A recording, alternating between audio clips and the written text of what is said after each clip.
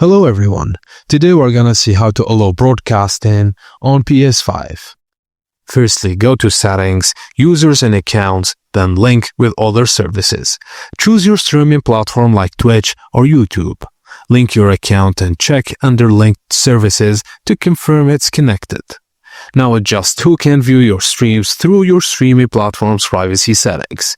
PS5 respects these settings, helping you control your audience and avoid issues with mature content. So, PS5 doesn't include a camera, so you'll need to get one like PlayStation HD camera. Plug it into a USB port on your PS5. Then press the Create button on your controller.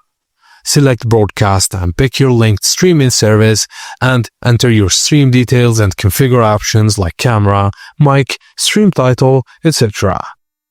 Now from the PS5 home screen, go to Settings, Captures and Broadcasts, then Broadcast. Customize video quality, audio sources, just your mic or party shot, then camera overlays and accessibility features like chat to speech. Higher video quality improves viewer retention but depends on your camera and internet connection. And that's it guys, thank you for watching and please don't forget to like and subscribe for more.